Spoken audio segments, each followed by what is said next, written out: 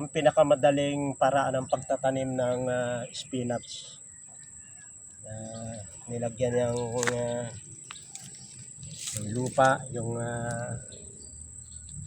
plastic. Ito yung binhi. Hindi na ito bilang. Pagka tumubo na, ililipat na lang yung iba, pa dadalangin na lang. Kaya ganyan lang oh. At sa looban ng 3 araw, tubo na yan.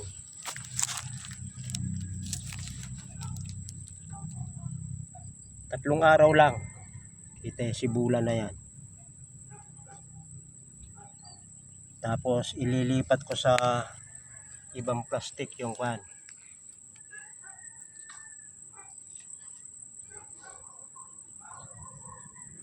Yung iba hindi natatanggalin dyan, babawasan na lang yan. Solve na. Ito namang sobra, lalagay ko dyan kasi may langgam pala.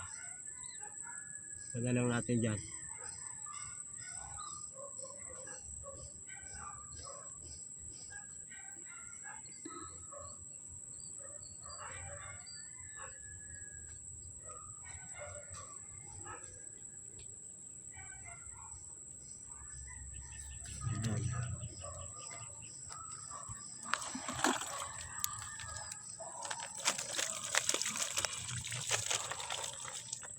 Tapos may tubig yan.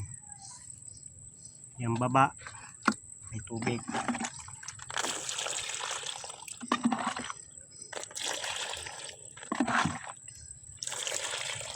Si pagkuhan, lalanggamin yan pag hindi nakapatong sa tubig.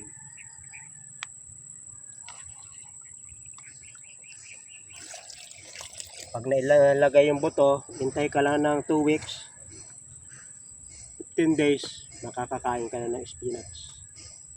Ito, 1 linggo na lang ito. Pag ang spinach ay dumahon na ng 4, ay siya, ang bilis tumaas niyan. Ang bilis dumami, ang bilis ng kumapal ng dahon.